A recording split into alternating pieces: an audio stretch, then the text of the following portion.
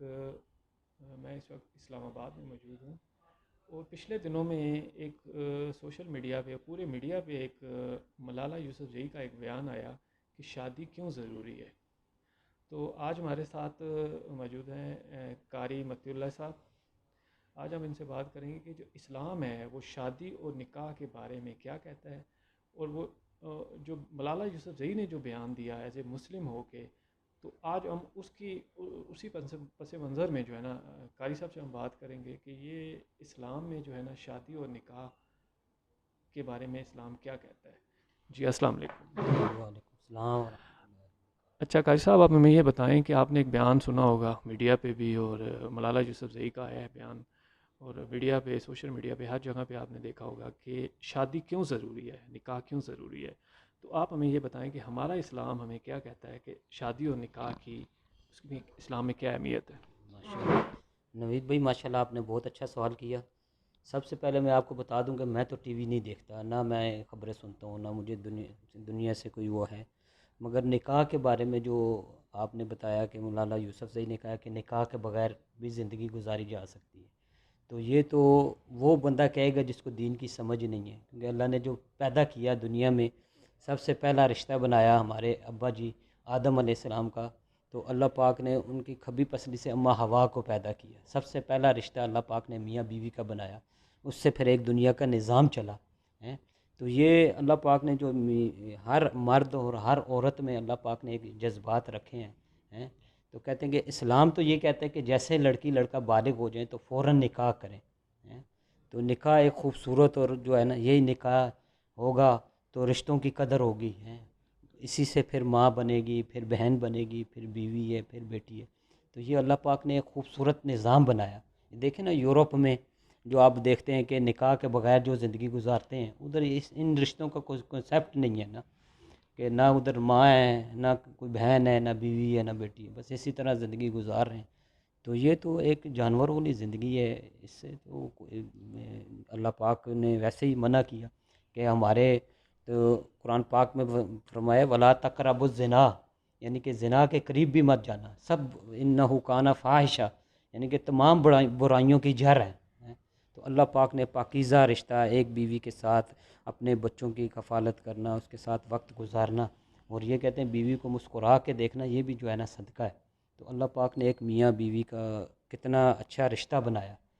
تو یہ ہمارے قانون نہیں ہے کہ یہ تو اللہ پاک نے یہ دنیا بنائی ہے، دنیا کا اللہ پاک نے ایک نظام بنایا ہے، تو یہ اللہ پاک کا نظام ہے کہ اللہ اور اللہ کے رسول صلی اللہ علیہ وسلم نے بھی جو ہے نا شادیاں کی، اور انہوں نے کہا کہ جو ہے نا تو اسلام جو ہے نا 4 شادیوں کی اجازت دیتا ہے۔ ہاں اگر استطاعت ایک بیوی کو پورا نہیں کر لے، یعنی کہ سارے معاملات جو ہے نا وہ میانہ روی سے انصاف کے ساتھ پورا کرے، تو اسلام تو 4 کی بھی اجازت دیتا ہے، اگر جو نہیں کر سکتا تو وہ ایک پہ بھی، یعنی کہ 4 کی تو اجازت ہے نا۔ تو یہ نوید بھائی میں تو کہتا ہوں کہ نکاح جیسا جو ہے نا پیارا بندھن، اور میں کہہ رہا ہوں کہ آج جو ہم لوگوں نے نکاح کو مشکل کر دیا، نکاح کو مشکل نہ کریں، آسان کریں۔ تو جیسے ہمارے بچے یا بچیاں بالغ ہوں، فوراً ان کا جو ہے نا ہم نکاح کریں، تو اس میں دیر نہ کریں، یہ ہمارا حکم نہیں ہے، اللہ کا حکم ہے۔ جیسے لڑکی لڑکا بالغ ہو جائیں فوراً نکاح کریں، تاکہ اللہ پاک اولاد جیسی نعمت دے، ٹائم سے جو ہے نا ان کی اولاد ہو، ٹائم سے ان کے معاملات جو ہے نا۔ تو یہ الحمدللہ اللہ پاک کا بڑا شکر ہے کہ اللہ پاک نے ہمیں مسلمان پیدا کیا، اور مسلمان پیدا کرنے کے بعد یہ اللہ پاک نے ہمیں یہ جو اسلام ہے، اسلام سے پیارا اور خوبصورت مذہب ہے ہی نہیں دنیا میں ہے۔ تو یہ اللہ پاک نے ہمیں اسلام دیا، اسلام نہیں ہے تو پھر تو ساری جو زندگی ہے نا وہ زندگی کا کوئی مقصد نہیں ہے۔ اسلام ہے تو یہ آپ کو ہر چیز جو ہے نا بتائے گا کہ اس طریقے سے زندگی گزارنی ہے، زندگی گزارنا اس طریقے سے اللہ کی مان کے چلیں گے، نبی پاک صلی اللہ علیہ وسلم کی مان کے چلیں گے، اللہ پاک دنیا بھی اچھی کر دیں گے، جنت۔ اور آپ کو بتاؤں کہ جنت میں بھی سب سے پہلے جو عورت جائے گی، وہ جو بیوی ہوگی سب سے پہلے وہ جنت میں جائے گی، اگر نیک ہوگی تو وہ اس کی تمام حوریں بھی اللہ پاک عطا فرمائیں گے، اور اس کے علاوہ اللہ پاک 70 جو حوریں ہوں گی ان کی ملکہ یہ بنے گی۔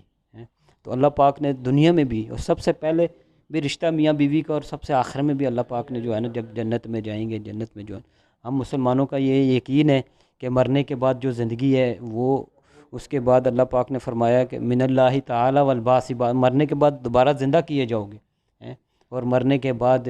دنیا آخرت کی کھیتی ہے، جو دنیا میں آپ نے کام کیا، جو اللہ پاک نے آپ کو دی زندگی، اس کے بارے میں پوچھا جائے گا ہیں۔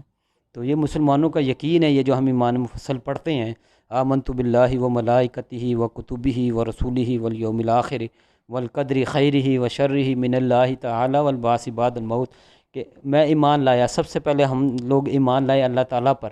پھر اس کے فرشتوں پر، پھر اس کی کتابوں پر۔ اللہ پاک نے ہمیں یوں ہی نہیں چھوڑا، سارے معاملات دیے، یہ بتا رہے ایمان مفصل، اس کے رسولوں پر، اس کی کتابوں پر، اور قیامت کے دن پر ہیں، اور مرنے کے بعد جی اٹھنے، یعنی کہ قیامت کا دن ہے، مر جائیں گے سارے، مرنے کے بعد اللہ پاک دوبارہ اٹھائیں گے، اور من اللہ تعالی والبعث بعد الموت، یعنی کہ مرنے کے بعد دوبارہ زندگی ہے۔ اچھا جی، یہ تھے ہمارے ساتھ قاری متی الرحمان صاحب۔ آپ نے دیکھا کہ انہوں نے پوری ڈیٹیل کے ساتھ، پوری تفصیل کے ساتھ اسلام کے اوپر جو ہے نا پوری ڈیٹیل کے ساتھ بات کی، اور یہی ہے کہ اسلام میں نکاح کے بغیر کوئی گنجائش نہیں ہے، اور پورے مسلم میں بھی جو ہے نا یہ ملالہ یوسفزئی جو ہے اس وقت